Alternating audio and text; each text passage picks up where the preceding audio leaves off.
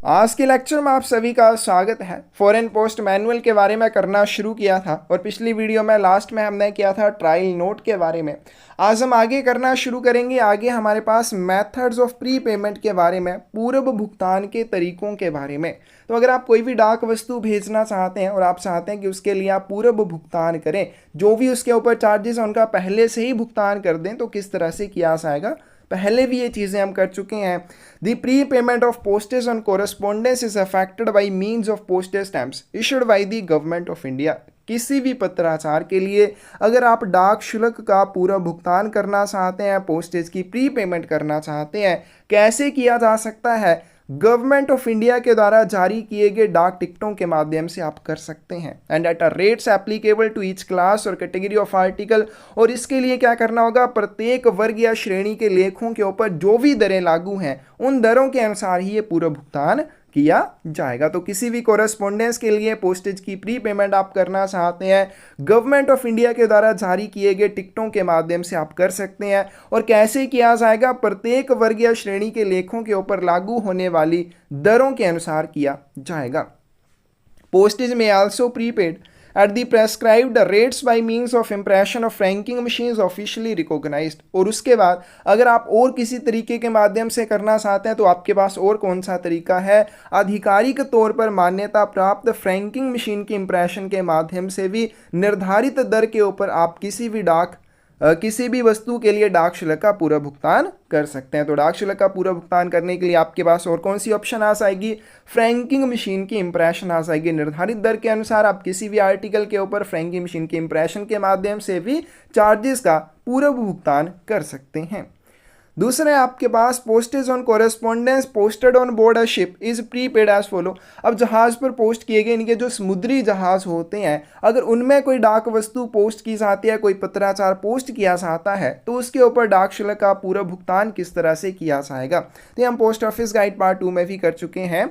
If the posting takes place on the high seas, अगर आप posting जो करते हैं अंतर्राष्ट्रीय जल क्षेत्र में करते हैं, हाई सी में करते हैं, आर्टिकल में be prepaid by means of postage stamps and in accordance to the tariff of the country to which the ship belongs और by which it is maintained.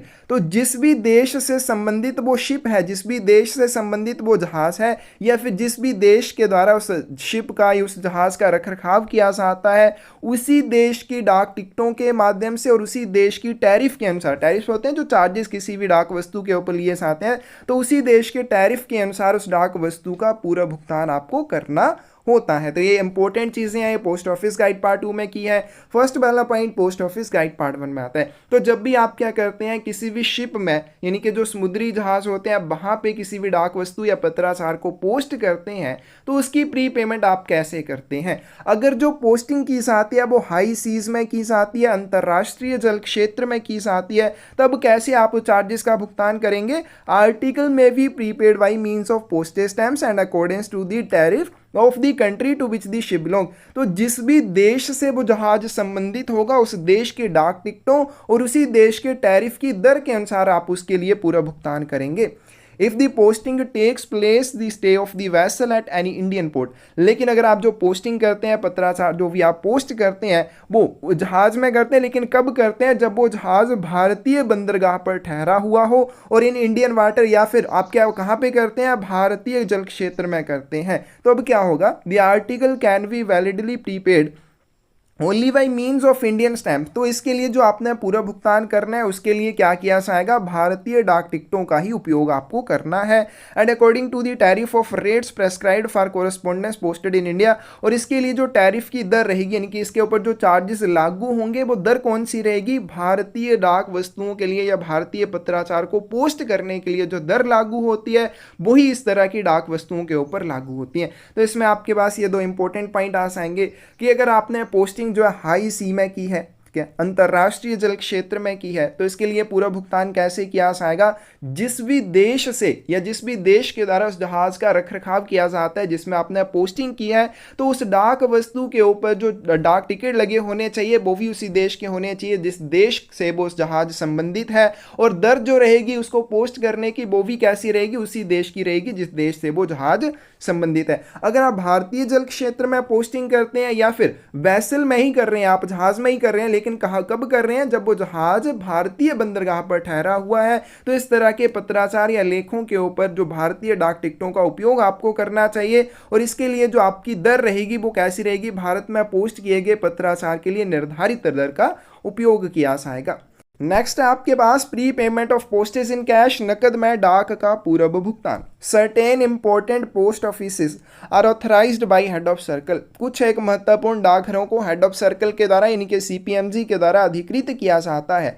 किस चीज़ के लिए अधिकृत किया जाता है, to realise the postage charges in cash from firms and other persons, फर्मों और अन्य व्यक्तियों से क्या करने के लिए, पोस्टेज चार्जेस को नकद में वसूलने के लिए अधिकृत किया जाता है। कौन से व्यक्ति या कौन सी फर्मों को, who post a very large number of unregistered packet, जो बड़ी संख्या में अपंजीकृत पैकेटों को पोस्ट करते हैं। मिनिमम लिमिट बताइए कि कम से कम कितने पैकेटों को पोस्ट करते हैं, 500 packets at a time in big cities, बड़े शहरों में कम से कम 500 पैकेट और 250 पैकेट अगर हम स्मॉल टाउन की बात करें, तो कम से कम अगर इतने पैकेट को वो पोस्ट करते हैं एक ही बार में, तो ऐसी कोई भी फर्म या ऐसे कोई भी व्यक्ति को क्या किया जाता है, वहाँ पे ये सुविधा दी जाती है नकद में डाक शुल्क वसूलने की। तो कुछ महत्वपूर्ण डाकघरों को हेड ऑफ सर्कल के द्वारा अधिकृत किया जाता है कि वो ऐसी फर्मों या व्यक्तियों से जो बड़ी संख्या में अपंजीकृत पैकेटों को पोस्ट करते हैं, उनसे नकद में डाक शुल्क की वसूली कर लें।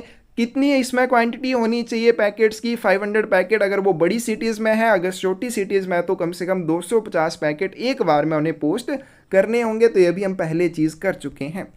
आगे चलते हैं। नेक्स्ट आपके पास फ्री पोस्टेज, कौन सी जगह पे या कौन सी स्थिति में आपसे डाक शुल्क नहीं लिया जाएगा। Letter post items relating to the postal service are exempted from all postal charges including air surcharge if they are, पत्र डाक वस्तुएं जो डाक सेवा से संबंधित होती हैं जिन्हें पोस्टल सर्विस के ऊपर भेजा जाता है, उनके लिए आपसे कोई भी चार्जेस नहीं लिए जाते हैं अगर वो किसके बीच में आदान प्रदान की जाती हैं। सबसे पहले सेंट बाई पोस्टल एडमिनिस्ट्रेशंस और देयर ऑफिसेज, अगर ऐसी डाक वस्तुओं को, ऐसी पत्र डाक वस्तुओं को किसके द्वारा, पोस्टल एडमिनिस्ट्रेशन, डाक प्रशासनों या उनके कार्यालयों के द्वारा भेजा जाता है। क्या इंपॉर्टेंट पॉइंट आ जाएगा, कहाँ पे आपसे डाक शुल्क वसूल नहीं किया जाएगा। ऐसी पत्र डाक वस्तुएं जो पोस्टल सर्विस से संबंधित हैं और उनको पोस्टल एडमिनिस्ट्रेशन या उनके कार्यालयों के द्वारा भेजा जाता है, तो उनके लिए आपको कोई भी चार्जेस नहीं देने होते हैं, इंक्लूडिंग आपके एयर सरचार्ज भी आपसे नहीं लिए जाएंगे। Exchanged between bodies of the universal postal union and bodies of the restricted union, उसके बाद यूनिवर्सल पोस्टल यूनियन के निकायों के बीच और दूसरा रिस्ट्रिक्टेड यूनियन के निकायों के बीच में जब इनका आदान प्रदान होता है। ठीक है, एक यूनिवर्सल पोस्टल यूनियन की बॉडी है, दूसरी रिस्ट्रिक्टेड यूनियन, हम पहले कर चुके हैं। रिस्ट्रिक्टेड यूनियन क्या होता है, पिछली वीडियो में किया था। तो रिस्ट्रिक्टेड यूनियन के निकायों के बीच में जब इन दोनों की बॉडीज के बीच में आदान प्रदान होता है, तब भी आपको कोई चार्जेस नहीं देने होते हैं। ठीक है भाई, या नीचे भी वही चीज़ बताई गई है कि इन यूनियन या फिर दूसरी पोस्टल एडमिनिस्ट्रेशन कार्यालयों के बीच में जब आदान प्रदान होता है, यानी कि यूनिवर्सल पोस्टल यूनियन की बॉडी है या रिस्ट्रिक्टेड यूनियन की बॉडी है, और साथ में दूसरा कौन है, पोस्टल एडमिनिस्ट्रेशन का कोई कार्यालय है, इनके बीच में भी जब कोई भी पत्र डाक वस्तुओं का आदान प्रदान किया जाएगा, तो इसके लिए आपको कोई भी चार्जेस नहीं देने होंगे, इंक्लूडिंग आपको एयर सरचार्जेस में भी छूट दी जाएगी। Parcels relating to the postal service are exempted from all postal charges if exchanged between the following। उसके बाद जो पार्सल होते हैं अगर उनका आदान प्रदान इनके बीच में किया जाए, तो इसके लिए भी आपको कोई पोस्टल चार्जेस का भुगतान नहीं करना पड़ेगा। तो कौन कौन सा है, अगर ये डाक प्रशासनों के बीच में आदान प्रदान किया जाता है, जब भी ये दो पोस्टल एडमिनिस्ट्रेशंस के बीच में आदान प्रदान किया जाएगा, तो कोई भी ऐसा पार्सल जिसे पोस्टल सर्विस के ऊपर भेजा जाता है और जिसका आदान प्रदान दो पोस्टल एडमिनिस्ट्रेशंस के बीच में किया जाना है, उसके लिए आपको चार्जेस नहीं देने पड़ते हैं, फ्री ऑफ चार्ज वो होता है। दूसरा, अगर वो पोस्टल एडमिनिस्ट्रेशन और इंटरनेशनल ब्यूरो, अंतर्राष्ट्रीय ब्यूरो के बीच में आदान प्रदान किया जाता है, इन दोनों के बीच में आदान प्रदान किए जाने पर भी आपको पार्सल के लिए कोई चार्जेस नहीं देने पड़ेंगे। Post offices of member countries, जो भी यूनिवर्सल पोस्टल यूनियन के सदस्य देश हैं उनके बीच में, या फिर post offices and postal administration, डाकघर और डाक प्रशासन के बीच में अगर ये होता है, ठीक है, तो ऐसी कंडीशन में भी आपको उस पार्सल के लिए पोस्टेज चार्जेस नहीं देने होते हैं। तो याद आएगा, post offices of member countries मतलब डाकघरों के बीच में ही आदान प्रदान हो रहे हैं, कोई व्यक्ति उसको नहीं भेज रहा है, एक डाकघर उसको दूसरे डाकघर के लिए भेज रहा है, ठीक है, मेंबर कंट्री के दूसरे डाकघर के लिए भेज रहा है, तो इस तरह से आपको कोई भी चार्जेस नहीं देने पड़ेंगे। Air parcels which with the exception of those originating from the international bureau are also exempted from air surcharge।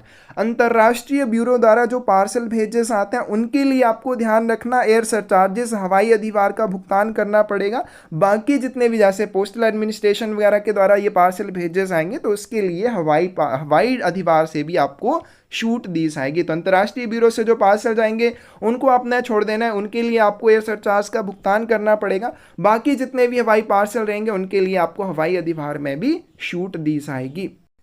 Letter post items and parcels sent on postal service must wear on the front in the upper left corner the words service days post। पत्र डाक वस्तुएं या parcel जो भी postal service के ऊपर भेजे जाते हैं, डाक सेवा के ऊपर जिन्हें भेजा जाता है, उनकी फ्रंट साइड में इनके जिस तरफ पता लिखा होता है उसी तरफ ऊपरी बाएं कोने में क्या शब्द होने चाहिए, सर्विस डेज पोस्ट लिखा होना चाहिए। इंपॉर्टेंट पॉइंट है, बिल्कुल अच्छे से इसको याद रखना है। The limit of weight and dimensions fixed for ordinary letter post items do not apply to such items on postal service. जो भी सीमाएं या जो भी वजन सीमा निर्धारित की गई है पत्र डाक वस्तुओं के लिए, कौन सी पत्र डाक वस्तुएं, जो सामान्य पत्र डाक वस्तुएं हैं, जैसे उसमें आपके लेटर्स आ जाएंगे, प्रिंटेड पेपर्स हैं या उसमें ऑर्डर सब्जेक्ट जो भी हैं वो सारी चीज़ें आएंगी। तो जैसे लेटर के लिए हमने वेट लिमिट पढ़ ली है कि 2 kg होती है, तो उसी तरह से यहाँ पे बताएगी कि ये जो 2 kg वाली लिमिट है पोस्टल सर्विस के ऊपर भेजी गई पत्र डाक वस्तुओं के ऊपर लागू नहीं होती है। कि आपने अगर पोस्टल सर्विस में कोई लेटर भेजना है, पोस्टल सर्विस के ऊपर कोई पत्र भेजना है तो उसके लिए ये वेट लिमिट 2 kg है वो अप्लाई नहीं होती है। या फिर इसके लिए जो डायमेंशंस निर्धारित हैं कि इसका साइज इतने से ज़्यादा नहीं होना चाहिए वो भी यहाँ पे अप्लाई नहीं होती हैं।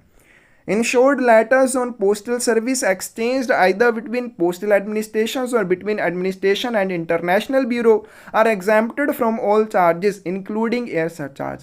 बीमित पत्र जो कि पोस्टल सर्विस या डाक सेवा के ऊपर आदान प्रदान किए जाते हैं, किसके बीच में किए जाते हैं, बिटवीन पोस्टल एडमिनिस्ट्रेशन, 2 डाक प्रशासनों के बीच में आदान प्रदान किए जाते हैं, या फिर एक डाक प्रशासन है और दूसरा अंतर्राष्ट्रीय ब्यूरो, इन दोनों के बीच में जब भी आदान प्रदान किए जाएंगे तो इनको भी postal charges including air surcharge हवाई अधिभार सहित सभी चार्जेस से छूट दी गई है। यानी कि इसके ऊपर भी कोई आपको चार्जेस नहीं देने पड़ेंगे। इंपॉर्टेंट पॉइंट है, बीमित पत्रों के बारे में बताया गया है। इंश्योर्ड लेटर्स के बारे में बताया गया है कि इंश्योर्ड लेटर्स जो पोस्टल सर्विस के ऊपर भेजे जाते हैं, डाक सेवा के ऊपर जिनका आदान प्रदान किया जाता है, चाहे वो पोस्टल एडमिनिस्ट्रेशन डाक प्रशासनों के बीच में किए जाएं या फिर पोस्टल एडमिनिस्ट्रेशन और इंटरनेशनल ब्यूरो के बीच में किए जाएं, तो इसके लिए भी आपको पोस्टेज चार्जेस में छूट दी जाती है, इंक्लूडिंग आपसे एयर सरचार्ज भी नहीं लिए जाएंगे। In other cases, such insured letters are liable to prepayment of ordinary postage and other charges। अन्य मामलों में ऐसे बीमाकृत पत्रों पर सामान्य डाक शुल्क और अन्य शुल्कों का पूरा भुगतान करना पड़ता है। यानी कि डाक प्रशासनों के बीच में या फिर डाक प्रशासन और अंतर्राष्ट्रीय ब्यूरो के बीच में अगर ये आदान प्रदान नहीं हो रहे हैं और कोई स्थिति है और किसी के बीच में आदान प्रदान किए जाने पर जो भी सामान्य डाक शुल्क है और अन्य जो भी शुल्क होते हैं उनका आपको पूरा भुगतान करना पड़ेगा बीमित पत्रों के मामले में। Letter post items, insured letters, postal parcels and postal money orders addressed to or sent by prisoners of war either directly or through the international bureau are exempted from all charges except air surcharge। पत्र डाक वस्तुएं, क्या उसका बीमित पत्र, postal parcel या फिर जो पोस्टल मनी ऑर्डर्स होते हैं जो कि प्रिजनर्स ऑफ वार युद्ध बंदी जो होते हैं जिनको युद्ध में बंदी वगैरह बनाया जाता है उनके द्वारा अगर इनमें से कोई भी वस्तु भेजी जाती है या फिर जो युद्ध बंदी है उनके लिए ऐसी कोई भी वस्तु भेजी जाती है, 2 कंडीशंस आ जाएंगी। अगर प्रिजनर ऑफ बार के द्वारा भेजी जाती है या प्रिजनर ऑफ बार को भेजी जाती है, चाहे वो डायरेक्टली भेजी जा रही है या फिर अंतर्राष्ट्रीय ब्यूरो के माध्यम से भेजी या प्राप्त की जा रही है, उसके लिए भी सभी चार्जेस में छूट दी जाती है सिवाय हवाई अधिभार के। इंपॉर्टेंट पॉइंट आ जाएगा, युद्ध बंदी जो होते हैं उनके लिए आपने letter post item, insured letter, postal parcel या पोस्टल मनी ऑर्डर भेजना है क्या, या फिर प्रिजनर ऑफ बार यानी कि युद्ध बंदी के द्वारा स्वयं ये वाली वस्तु भेजी जानी है कहीं के लिए, तो ये भी सारे चार्जेस से मुफ्त होती है, इसमें भी कोई चार्जेस आपसे नहीं लिए जाएंगे। लेकिन अगर हवाई डाक के माध्यम से भेजनी है तो हवाई अधिभार का भुगतान करना पड़ता है। लिटरेचर फॉर द ब्लाइंड, क्या नेत्रहीनों के लिए जो साहित्य होता है यानी कि ब्लाइंड लिटरेचर पैकेट वगैरह जो होते हैं, इंक्लूडिंग लेटर्स इन ब्रेली या फिर ऐसे पत्र जो ब्रेल लिपि में छपे होते हैं या प्रिंट किए गए होते हैं, ये पहले भी कर चुके हैं, इनको भी इसके लिए भेजा जाता है, इनको भी ब्लाइंड लिटरेचर में ही माना जाता है, इनको भी ब्लाइंड लिटरेचर में इंक्लूड किया जाता है। Posted in an open condition. Literature for the blind जो होते हैं, इनके नेत्रहीनों के लिए जो साहित्य है या फिर ऐसे पत्र जो ब्रेल लिपि में है, उनको अगर खुली स्थिति में पोस्ट किया जाता है, are exempted from postage as well as the special fees for registration, advice of delivery, express delivery, inquiry and cash on delivery. तो इसमें भी आपको चार्जेस में छूट दी जाती है। अब इसमें आपसे एक तो पोस्टेज चार्जेस नहीं लिए जाएंगे, दूसरे आपके जो विशेष सेवाएं प्रदान की जाती हैं जैसे पंजीकरण की सेवा है उसके लिए आपको चार्जेस नहीं देने हैं, एडवाइस ऑफ डिलीवरी वितरण की सूचना के लिए आपको चार्जेस नहीं देने, एक्सप्रेस डिलीवरी के लिए, इंक्वायरी या कैश ऑन डिलीवरी, इन सब के लिए आपको चार्जेस नहीं देने होते हैं। लेकिन हवाई अधिभार का भुगतान आपको करना पड़ेगा, एयर सरचार्ज का भुगतान आपको करना पड़ेगा। ये इंपॉर्टेंट पॉइंट आ जाएगा। तो लिटरेचर फॉर दी ब्लाइंड और ऐसे लेटर, ऐसे पत्र जो ब्रेल लिपि में छपे होते हैं, ब्रेल लिपि में उनको प्रिंट किया गया होता है, उनके मामले में अगर आप उनको खुली स्थिति में पोस्ट करते हैं तो उसके लिए आपको पोस्टेज चार्जेस का भुगतान नहीं करना होता है। इसमें आपको विशेष सर्विसेज के लिए जो चार्जेस लगते हैं वो भी देने होते हैं, सिर्फ आपको देने हैं इसमें एयर सरचार्जेस। तो ये पहले भी चीज़ हम कर चुके हैं। तो ये आ जाएगा आपके पास कि कैसे आप कौन सी डाक वस्तुओं को फ्री भेज पाएंगे, कौन सी डाक वस्तुओं के ऊपर कौन से चार्जेस आपसे लिए जाएंगे। नेक्स्ट है आपके पास प्रिजर्वेशन ऑफ रिकॉर्ड्स, और अभिलेख होते हैं उनके संरक्षण के बारे में कि कोई भी रिकॉर्ड है कितने समय तक उसको प्रिजर्व करके रखा जाएगा। और पीए के एग्जाम में मोस्टली ये पूछे जाते हैं। All records relating to articles received और dispatched by foreign post should be preserved for a period of 18 months.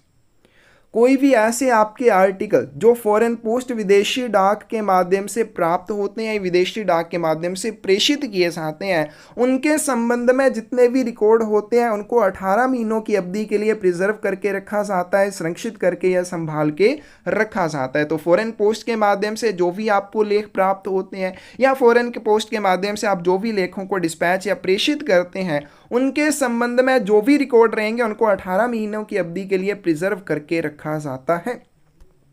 The records pertaining to custom assessment, शुल्क निर्धारण के संबंध में जो रिकॉर्ड होते हैं, should be preserved for 18 month, उनको भी 18 महीनों के लिए संभाल के रखा जाएगा।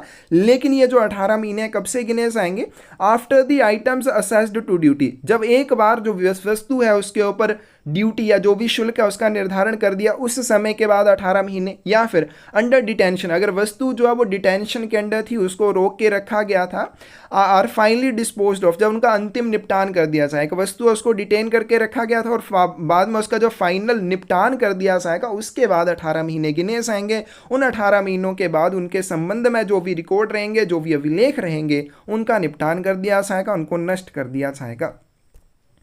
In the case of an article under dispute regarding which an inquiry is in progress, विवाद के अधीन, डिस्प्यूट के अंडर, इनके जिसके संबंध में कोई भी लड़ाई झगड़ा है, कोई भी उलझन है, तो डिस्प्यूट के अंडर कोई भी आर्टिकल अगर आता है तो जिसके संबंध में कोई भी इंक्वायरी चल रही है, the records pertaining to it should be kept until the matter has been settled even if the prescribed period is exceeded. तो जो निर्धारित एक अवधि होती है, अगर वो भी खत्म हो जाए, उस अवधि के बाद भी इनको संभाल के रखा जाता है, उस समय तक इनको संभाल के रखा जाता है जब तक कि मैटर जो है वो पूरी तरह से सेटल नहीं हो जाता, मामला जो है वो पूरी तरह से तय नहीं हो जाता है। अब जैसे हमने यहाँ पे किया कि फॉरेन पोस्ट के माध्यम से जो भी आर्टिकल आप भेजते हैं या प्राप्त करते हैं, उनको 18 महीनों की अवधि के लिए, उनके संबंध में जो रिकॉर्ड होते हैं उनको 18 महीनों की अवधि के लिए संभाल के रखा जाता है। अब मान लीजिए किसी भी फॉरेन पोस्ट से प्राप्त की गई वस्तु के संबंध में कोई भी डिस्प्यूट चल रहा है, 18 महीनों की अवधि पूरी हो गई है, तब भी आपने उसे नष्ट नहीं करना है जब तक वो डिस्प्यूट खत्म नहीं हो जाता, जब तक वो मामला फाइनली क्लियर नहीं हो जाता, उस समय तक इनको संभाल के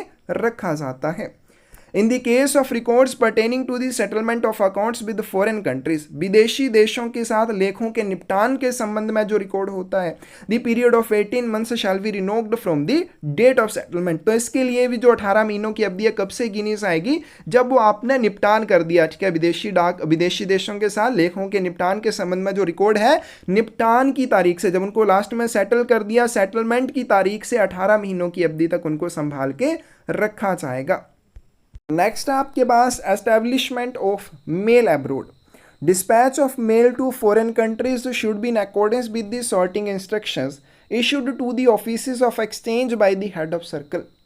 विदेशों के लिए जो डाक का प्रेषण किया जाता है, किसी फॉरेन कंट्री के लिए जो डाक भेजी जाती है, वो कैसे भेजी जाती है? हेड ऑफ सर्कल के द्वारा जो भी निर्देश दिए जाते हैं ऑफिस ऑफ एक्सचेंज को उनके अनुसार की जाती है, यानी कि हेड ऑफ सर्कल के द्वारा निर्देश दिए जाते हैं कि किसी भी फॉरेन कंट्री को डाक का प्रेषण कैसे किया जाना है। और ये निर्देश किसको दिए जाते हैं? ऑफिस ऑफ एक्सचेंज को दिए जाते हैं, विनियम कार्यालय को दिए जाते हैं। तो जैसे हमने पिछली वीडियो में भी कर लिया था, विनियम का कार्यालय पोस्ट ऑफिस हो सकता है, सॉर्टिंग ऑफिस हो सकता है, जो विदेशों में स्थित कार्यालयों के साथ डाक का आदान प्रदान करता है। तो ऑफिस ऑफ एक्सचेंज को दिए गए निर्देशों के अनुसार फॉरेन को डाक भेजी जाती है और निर्देश जो है हेड ऑफ सर्कल के द्वारा CPMG के द्वारा दिए जाते हैं। No alteration in the routing of mail, जो डाक को भेजने का रास्ता है, रूट है कि आपने इस रास्ते से, इस रूट से डाक को भेजना है, उसमें आपने कोई भी परिवर्तन नहीं करना है। Should be made without the authority of the director general. लेकिन अगर इसमें कोई भी परिवर्तन करना चाहते हैं तो वो डायरेक्टर जनरल के प्राधिकार के साथ किया जा सकता है। तो डायरेक्टर जनरल जो है महानिदेशक, उसकी अथॉरिटी के बिना मेल की रूटिंग में कोई भी परिवर्तन आप नहीं कर सकते हैं। No should be dispatch of corresponding in a direct mail for any destination be discontinued. उसके बाद किसी भी देश के लिए जो पत्राचार डायरेक्ट मेल में, ठीक है, सीधी डायरेक्ट मेल में भेजा जाता है। डायरेक्ट मेल हमने पहले भी किया था कि क्या होता है, जिस डेस्टिनेशन या जिस देश के लिए आपने बैग बनाया है उसी के लेखों को जब उस बैग में रख के भेजा जाता है उसको कहते हैं डायरेक्ट कोरेस्पोंडेंस, कि सीधा वो उसी देश में चला जाएगा। तो किसी भी डाक को जो डायरेक्ट कोरेस्पोंडेंस में भेजी जाती है उस समय तक आप डिसकंटिन्यू नहीं कर सकते हैं। अगर डिसकंटिन्यू करना है तो इसके लिए आपको क्या चाहिए? अप्रूवल चाहिए डायरेक्टर जनरल का, महानिदेशक का। तो महानिदेशक के प्राधिकार के बिना मेल के रूटिंग में कोई परिवर्तन नहीं किया जाना चाहिए। ना ही महानिदेशक की विशिष्ट मंजूरी के बिना किसी गंतव्य के लिए सीधे डायरेक्ट कोरेस्पोंडेंस में आप जो डाक भेजते हैं, पत्राचार भेजते हैं, उसका प्रेषण आपको बंद नहीं करना चाहिए। With the view to determining the most favourable route, सबसे अनुकूल मार्ग निर्धारित करने की दृष्टि से the offices of exchange may send to the office of destination of the mail a trial note in form C27. The note must be included in the mail attached to the letter bill. सबसे अनुकूल मार्ग निर्धारित करने के लिए आप क्या कर सकते हैं? विनियम कार्यालय मेल के गंतव्य कार्यालय को C27 में एक परीक्षण नोट भेज सकता है। जैसे हमने पहले भी किया था ट्रायल नोट के बारे में, पिछली वीडियो में लास्ट में ही किया था कि ट्रायल नोट जो है स्टैंडर्डाइज्ड फॉर्म होता है जो डाक के लिए सबसे अनुकूल मार्ग निर्धारित करने के लिए उपयोग किया जाता है। तो इसे क्या किया जाता है? इसे किया जाता है विनियम का जो कार्यालय होता है जो डाक का आदान प्रदान करता है, वो क्या करता है, जिस गंतव्य कार्यालय के लिए डाक भेजी जानी है उसके लिए C27 फॉर्म भेज सकता है, जिसे ट्रायल नोट कहा जाता है। और इसे कैसे संलग्न करना चाहिए? The note must be included in the mail attached to the letter bill. Note को पत्र बिल के साथ संलग्न मेल में शामिल करके भेजना चाहिए। तो C27 क्या हो जाएगा? ट्रायल नोट हो जाएगा। इसका उपयोग किया जाता है सबसे, डाक के लिए सबसे अनुकूल मार्ग कौन सा रहेगा, सबसे सही रास्ता कौन सा रहेगा, उसका निर्धारण करने के लिए उसका उपयोग किया जाता है। और इसको क्या किया जाता है? ऑफिस ऑफ एक्सचेंज के द्वारा, क्या जो भी ऑफिस ऑफ एक्सचेंज होता है वो क्या कर सकता है? ऑफिस ऑफ डेस्टिनेशन के लिए इसे भेज सकता है। आगे चलते हैं स्टैंपिंग ऑफ कॉरेस्पोंडेंस के बारे में। पत्राचार पर मुहर लगाना। Postage stamps on all articles posted for dispatch abroad will be impressed with the combined date stamp showing in Roman characters the name of the office in which the articles are posted.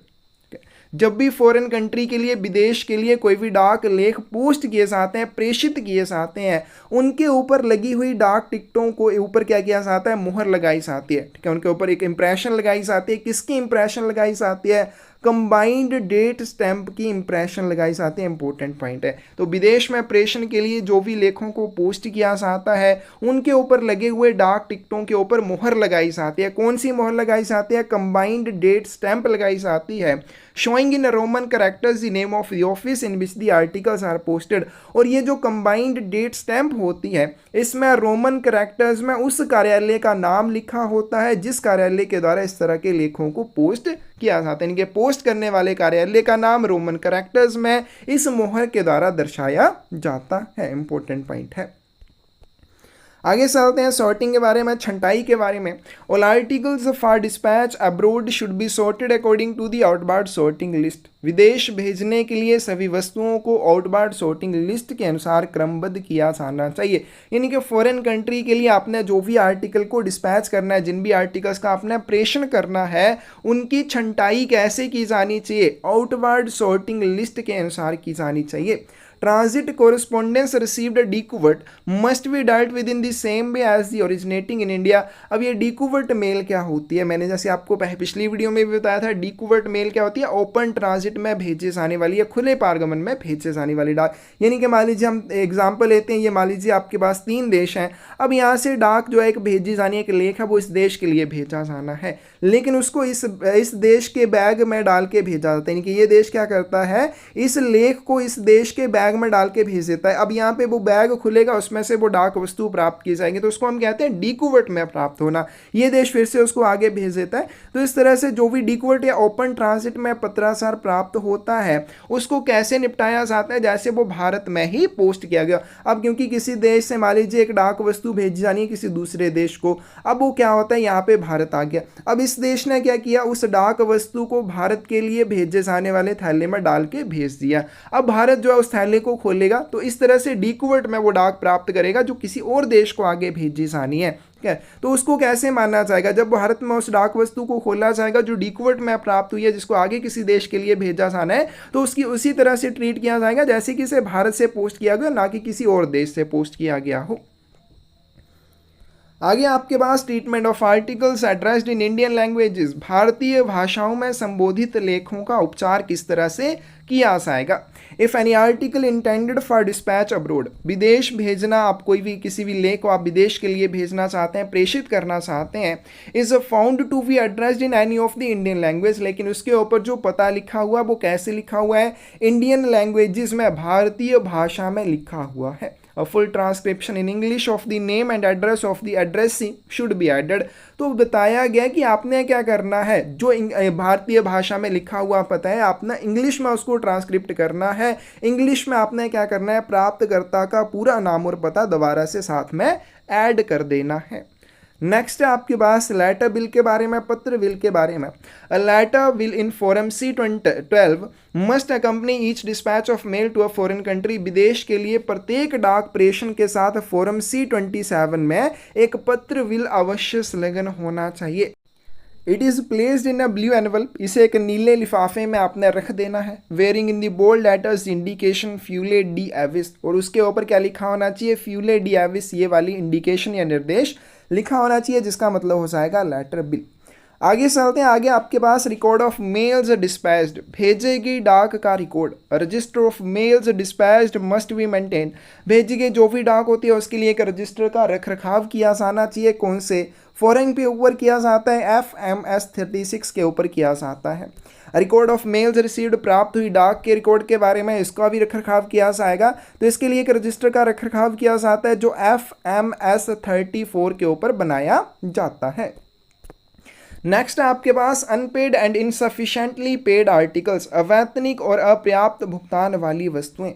Unpaid and insufficiently paid articles of correspondence received from abroad must be marked for taxation only at the office of exchange। विदेश से प्राप्त पत्राचार, और कैसा पत्राचार जो unpaid है या insufficiently paid है, कोई भी ऐसा पत्राचार जिसमें ऐसे लेख शामिल हैं जो अनपेड है या इनसफिशिएंटली पेड है, जो विदेश से आपको प्राप्त होते हैं, उनको क्या किया जाना चाहिए, टैक्सेशन के लिए ऑफिस ऑफ एक्सचेंज में मार्क किया जाना चाहिए। इनके ऑफिस ऑफ एक्सचेंज में मार्क किया जाता है कि इनके ऊपर आपने अभी चार्जेस वसूल करने हैं, ये अनपेड या इनसफिशिएंटली पेड के रूप में प्राप्त हुए हैं। All such articles will however generally be received from the country of region with the T stamp, लेकिन जब भी इस तरह के लेख फॉरेन कंट्री से प्राप्त होते हैं तो उनके ऊपर पहले से ही क्या लगी होती है, टी स्टैंप लगी होती है, टी मोहर लगी होती है, लेकिन फिर भी ऑफिस ऑफ एक्सचेंज में उनको मार्क किया जाता है टैक्सेशन के लिए। आगे चलते हैं, register of closed transit mail, बंद ट्रांजिट मेल का register. Register FMS 33 of closed transit mail must be maintained, बंद ट्रांजिट मेल का एक रजिस्टर FMS 33 के ऊपर बनाकर रखा जाना चाहिए। आगे चलते हैं बैग्स के बारे में, तो ये भी इंपॉर्टेंट टॉपिक है, इसको भी हम कवर करेंगे कि बैग जो होते हैं, क्योंकि जब भी क्या होता है एक देश से दूसरे देश को डाक भेजी जाती है तो उसके लिए थैलों का उपयोग किया जाता है, तो किस तरह से उन थैलों का रखरखाव किया जाता है, कैसे वो थैले वापस लौटाए जाते हैं, कैसे वो थैले प्राप्त किए जाते हैं, इंपॉर्टेंट पॉइंट है, क्योंकि बहुत सारे थैलों का उपयोग किया जाता है। अगर इसी तरह से देने लगेंगे तो फिर तो नुकसान होगा, तो किस तरह से उनको मेंटेन किया जाता है। रूल नंबर 101 है सामान्य के बारे में। इन accordance with the general principle laid on in the convention, सम्मेलन में या कन्वेंशन में निर्धारित सामान्य जो सिद्धांत हैं उनके अनुसार क्या किया जाता है, bags of other administrations in which mails are received, अन्य प्रशासनों के जो थैले होते हैं जिनमें डाक आपको प्राप्त होती है, should be returned empty by next post, उन्हें खाली अगली डाक के माध्यम से, यानी कि नेक्स्ट पोस्ट जो भी उस देश के लिए जाएगी उस पोस्ट में आपने वापस वो लौटाने होते हैं इन अ डायरेक्ट मेल। और कैसे भेजे जाते हैं, डायरेक्ट मेल में भेजे जाते हैं, डिकोवर्ट में कभी नहीं भेजे जाएंगे। डायरेक्ट मेल का मतलब अभी मैंने पहले बताया क्या हो जाता है कि उस देश के थैलों में डाल के उनको भेजना है जिस देश के वो बैग हैं, for the country to which they belong. ठीक है, तो कन्वेंशन में निर्धारित सामान्य सिद्धांत के अनुसार क्या बताया गया है कि अन्य प्रशासनों के थैले जो डाक के साथ आपको प्राप्त होते हैं नेक्स्ट पोस्ट में डायरेक्ट मेल के माध्यम से आपको उसी संबंधित देश को वो वापस लौटाने होंगे।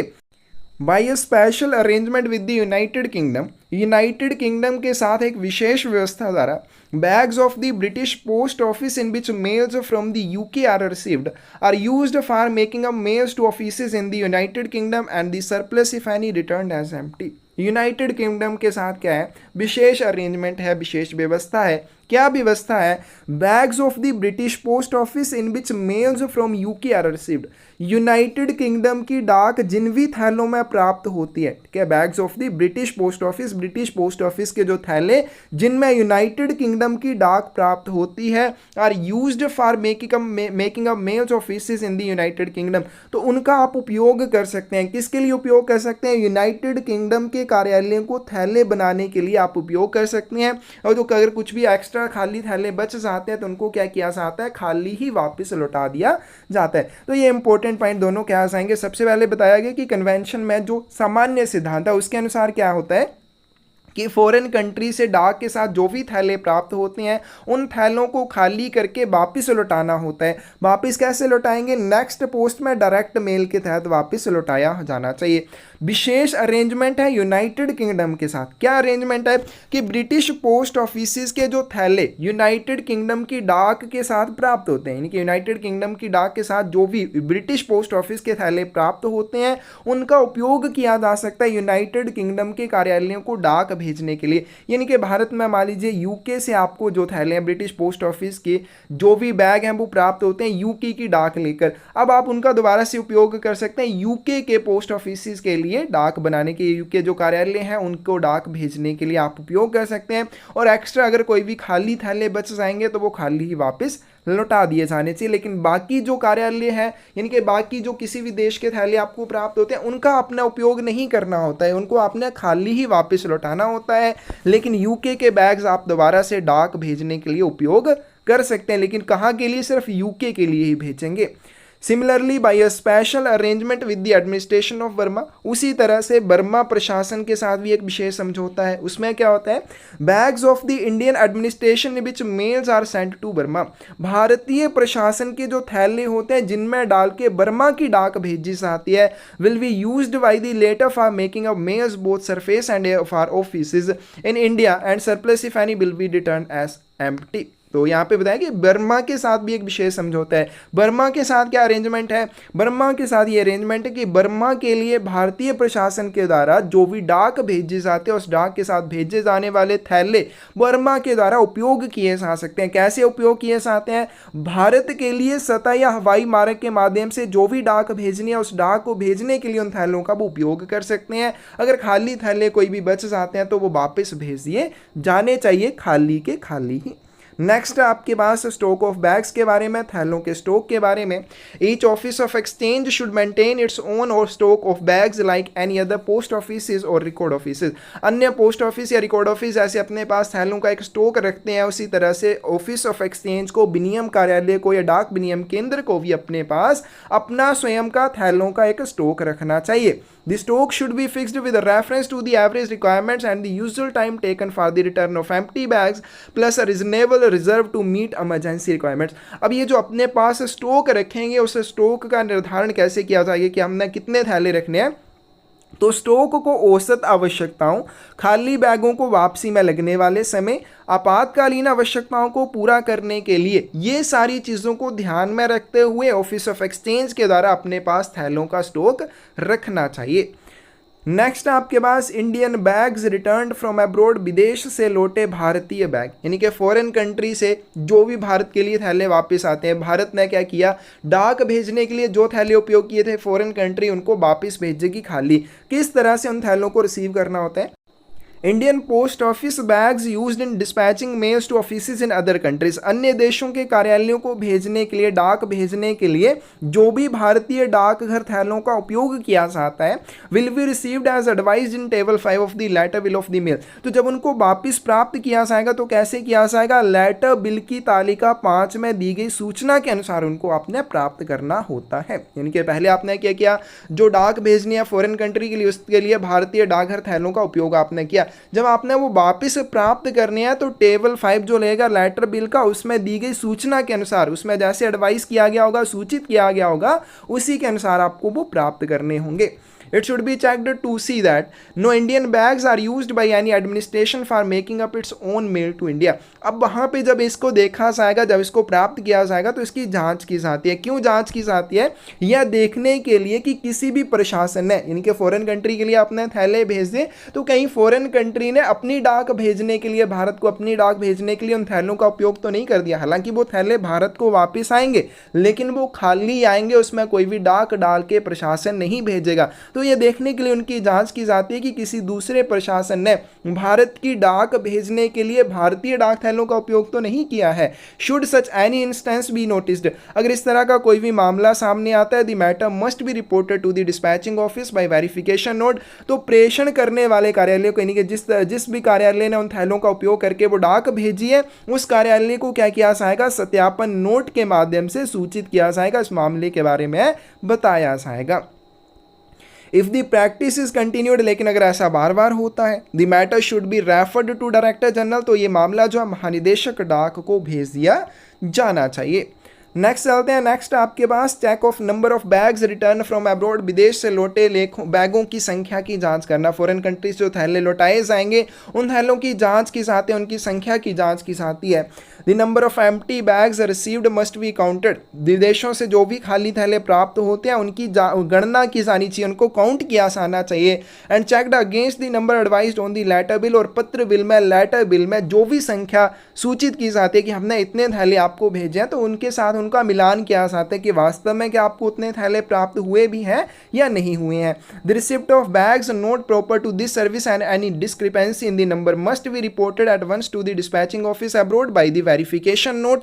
अब उस संख्या में कोई भी विसंगति पाई जाती है, अब जो लेटर बिल है उसमें बताया गया कि आपको 10 थैले प्राप्त होने हैं लेकिन आपको सिर्फ 9 ही थैले प्राप्त हुए, तो इस तरह की अगर कोई भी डिस्क्रिपेंसी पाई जाती है, कोई भी विसंगति पाई जाती है, तो डिस्पैचिंग ऑफिस को प्रेषण करने वाले कार्यालय को सत्यापन नोट के माध्यम से इस चीज के बारे में बताया जाएगा। नेक्स्ट आपके पास empty bags received damaged from abroad, विदेश से क्षतिग्रस्त प्राप्त खाली बैग। ठीक है, अब विदेश से जो थैले हैं वो प्राप्त तो हुए लेकिन वो क्षतिग्रस्त स्थिति में है, कटे फटे हैं, तो इस तरह से क्या किया जाएगा।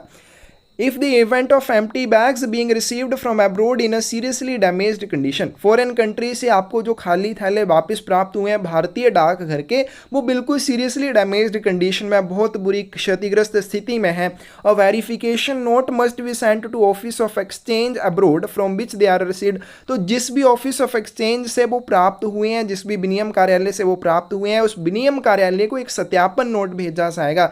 सत्यापन नोट में उसको बताया जाएगा कि इस तरह से आपके थैले जो फटे हुए प्राप्त हुए हैं, डैमेज कंडीशन में प्राप्त हुए हैं, तो डिस्पैच नोट भी हमने कर लिया है। ठीक है, ये सारी चीजें हम कर चुके हैं। वेरिफिकेशन नोट क्या होता है, सत्यापन नोट क्या होता है, तो इस तरह से इनका यूज किया जाता है। आगे चलते हैं। If no reply is received within a reasonable time, अब वहां से फॉरेन कंट्री को आपने वेरिफिकेशन नोट दो भेज दिया लेकिन फॉरेन कंट्री ने आपके वेरिफिकेशन नोट का उचित समय में कोई भी रिप्लाई नहीं दिया, कोई जवाब नहीं दिया, the matter should be reported to the director general, तो इस मामले को महानिदेशक को सूचित किया जाना चाहिए। आगे चलते हैं। Return of empty bags belonging to other administrations, अन्य प्रशासनों के खाली बैगों की वापसी करना, यानी कि फॉरेन कंट्री के जो प्रशासन है उनके द्वारा भारतीय डाक को भेजने के लिए जो थैले उपयोग किए जाएंगे उनको किस तरह से वापस किया जाता है। All bags belonging to the other administrations except those of the United Kingdom must be returned empty to the country of origin by surface route as soon as possible after a receipt। ठीक है। तो foreign country के प्रशासन के द्वारा जब आपको अपनी डाक के साथ जो थैले हैं वो प्राप्त हुए, आपने वो थैले वापस लौटाने होते हैं। कैसे वापस लौटाने होते हैं? यूनाइटेड किंगडम के थैले आप वापस नहीं लौटाएंगे, जैसे हमने ऊपर भी कर लिया। यूनाइटेड किंगडम के थैलों को छोड़कर बाकी अन्य प्रशासनों के जो थैले होते हैं उनको क्या किया जाना चाहिए? खाली करके कंट्री ऑफ ओरिजिन को सरफेस रूट के माध्यम से जितनी जल्दी हो सके उतनी जल्दी वापस लौटा देना चाहिए। यूनाइटेड किंगडम के थैलों को नहीं लौटाया जाता है। तो हमने कर लिया यूनाइटेड किंगडम के लिए कैसे किया जाता है, तो ब्रिटिश पोस्ट ऑफिस के माध्यम से जो भी यूनाइटेड किंगडम की डाक के साथ थैले प्राप्त होते हैं उनको कैसे, उनको फिर यूके के पोस्ट ऑफिस या यूके के यूनाइटेड किंगडम के जो कार्यालय होते हैं उन कार्यालयों के लिए जो डाक होती है उस डाक को भेजने के लिए उन थैलों का आप उपयोग कर सकते हैं। तो यूनाइटेड किंगडम के थैलों को छोड़कर बाकी अन्य प्रशासनों के संबंध में जो भी थैले प्राप्त हुए होंगे डाक के साथ उनको जितनी जल्दी हो सके सरफेस रूट के माध्यम से कंट्री ऑफ ओरिजिन को वापस लौटा देना चाहिए।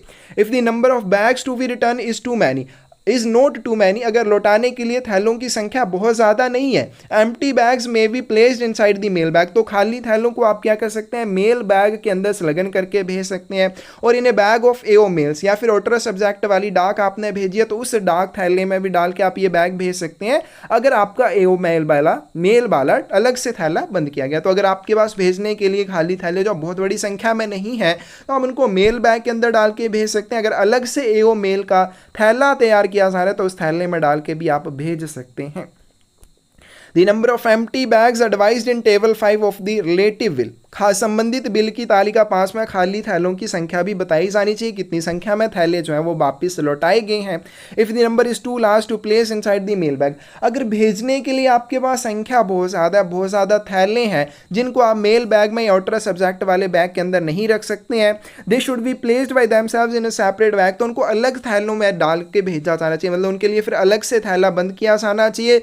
That should be sealed and labelled like any other bag, जिसे बाकी थैलों की तरह बंद और सील और लेबल किया जाना चाहिए। तो अगर थैलों में जो खाली थैले हैं वो भेजने के लिए आपके पास बहुत बड़ी संख्या में है, आप उनको मेल बैग या आउटर सब्जेक्ट वाले बैग के अंदर रख के नहीं भेज सकते, तो इसके लिए आप क्या करेंगे? एक अलग सा थैला बना देंगे, उस थैले को भी अन्य थैलों की तरह सील किया जाएगा और लेबल करके भेजा जाएगा। The label should bear the indication sack wides empty bags, level जो है लेवल पर क्या लिखा होना चाहिए? sack wides लिखा होना चाहिए, जिसका मतलब हो जाएगा empty bag। इंपॉर्टेंट पॉइंट है ये, इंपॉर्टेंट बहुत इंपॉर्टेंट होता है कौन सी इंडिकेशन आप कौन से लेवल के ऊपर देंगे और उसका मतलब क्या होता है। तो sack wides का क्या मतलब हो जाएगा? empty bag हो जाएगा, खाली थैले हो जाएंगे। तो जब भी आपने किसी एक अलग थैले में डाल के खाली थैले भेजे हैं और बहुत बड़ी संख्या में, तो उस थैले को सील किया जाएगा और लेवल किया जाएगा, और लेवल के ऊपर क्या लिखा जाएगा? sack वाइड ये वाला निर्देश लिख के भेजा जाएगा।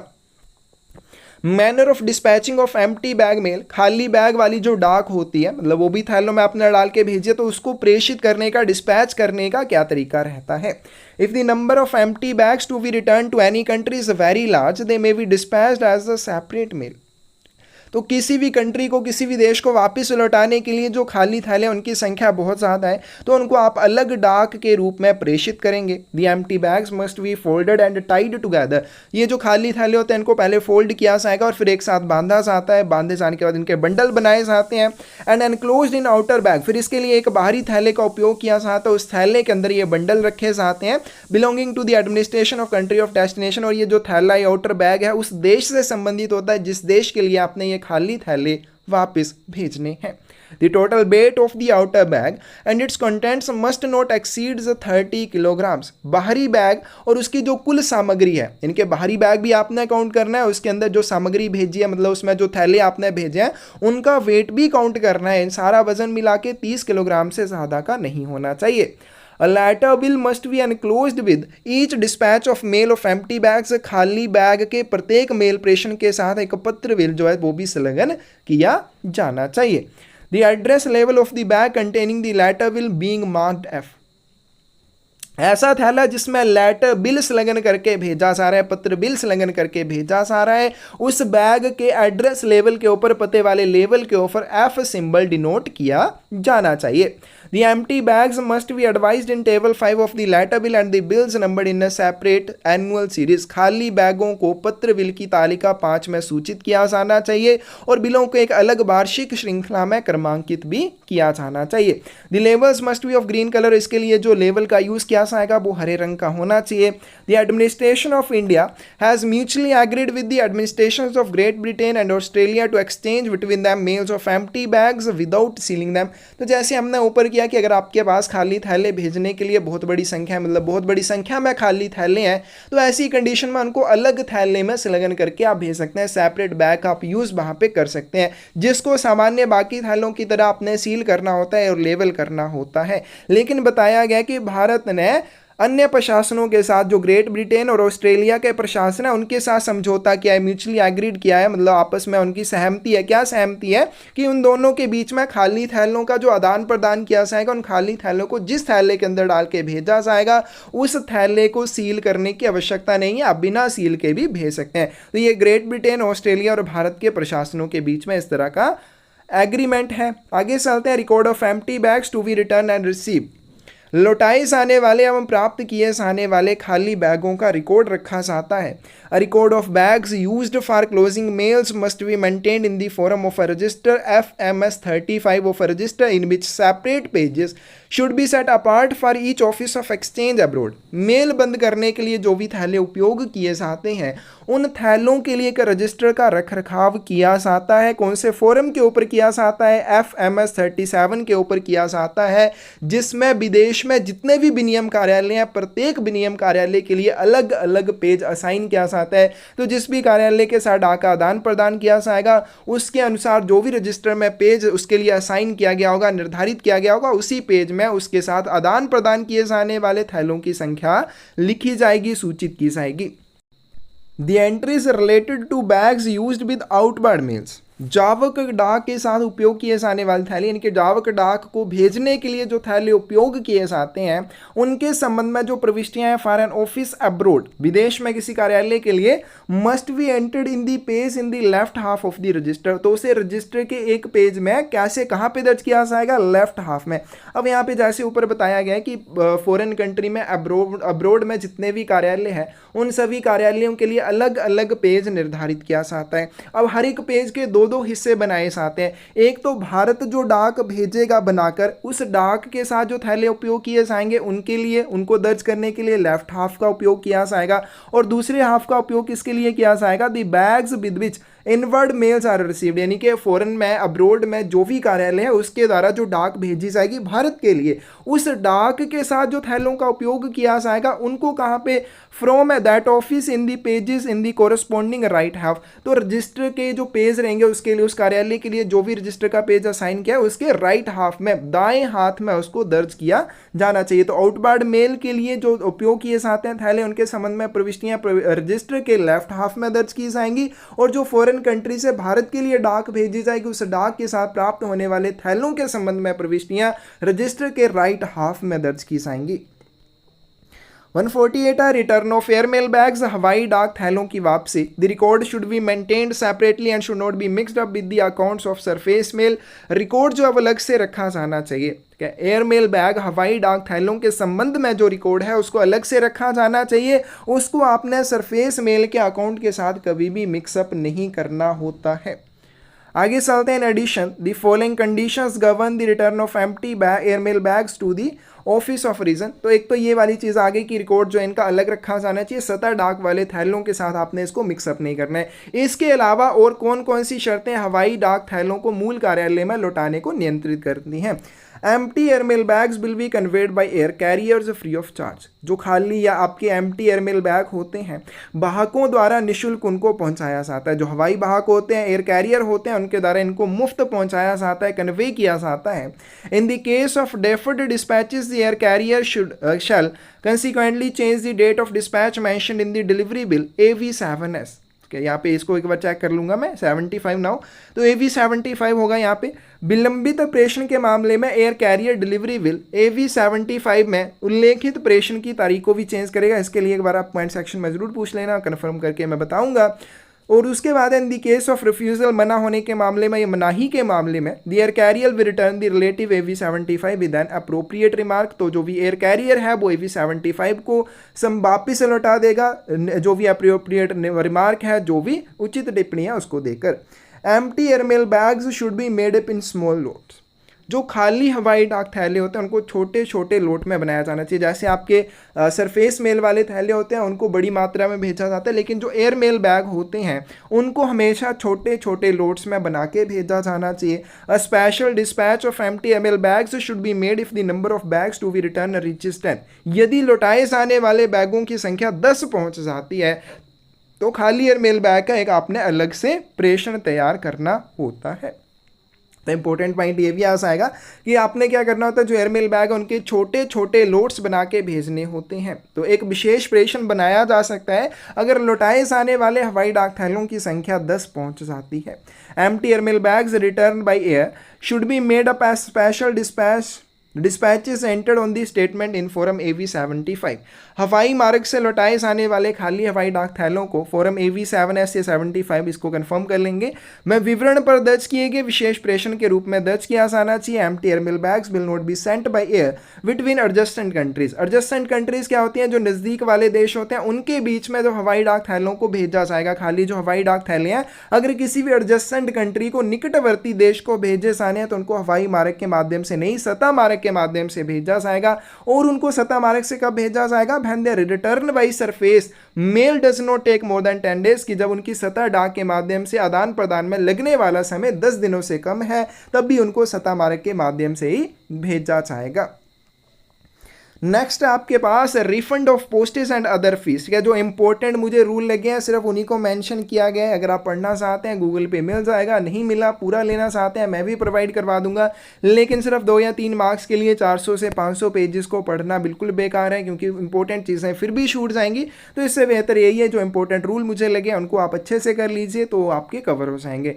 तो डाक शुल्क और अन्य शुल्क की वापसी, रिफंड आपको कौन से चार्जेस कब किए जाते हैं। Postage is refunded. पोस्टेज क्या होते हैं, डाक शुल्क जो किसी भी डाक वस्तु के वजन के अनुसार उसके ऊपर लिए जाते हैं, उसको भेजने के लिए जो उसके ऊपर लिए जाते हैं उसको कहते हैं postage charges. A refunded when compensation is paid in respect of an insured letter or books.